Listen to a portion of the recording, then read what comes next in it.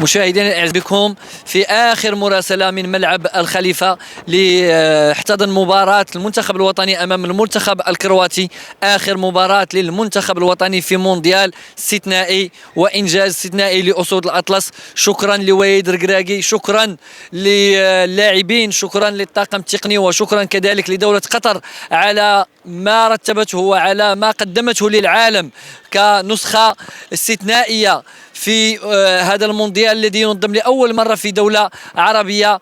قطر كانت في المستوى وزادت جمالية هذا كأس العالم بتألق الأسود وبالإنجاز التاريخي للمنتخب الوطني. اليوم بملعب استاد خليفة ينتهي حلم المنتخب الوطني وتنتهي معه رحلة استثنائية ستبقى خالدة في تاريخ كرة القدم الوطنية. نتمنى أن نعيش إنجازات ونجاحات متواصلة بعد هذا الإنجاز التاريخي لوليد الركراكي ولأسود الأطلس، ونتمنى لكرة القدم الوطنية أن تستفيد وأن تستثمر هذا الإنجاز من أجل المضي إلى الأمام في تحقيق إنجازات أخرى.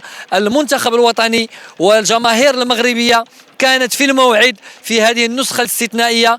الأسود وحدوا العرب، وحدوا العالم الإسلامي، وحدوا الأفارقة جميعا تحت راية واحدة هي الراية المغربية، وكانوا فخرا لكل هؤلاء. ولكل هؤلاء نقول شكرا على دعمكم، شكرا على مساندتكم، شكرا على حضوركم في مختلف مباريات المنتخب الوطني وتشجيعاتكم المتواصلة. نتمنى أن نكون دائما فخرا للعرب وفخرا للمسلمين، ونتمنى من العرب أن يستفيدوا كذلك من إنجاز المنتخب الوطني، وأن يثقوا في أنفسهم ويثقوا في قدراتهم، وأن يبهروا العالم كما أبهروه اليوم في هذه النسخة الاستثنائية. فشكرا لدولة قطر وشكرا للمنتخب الوطني على ما قدمه في هذه النسخة.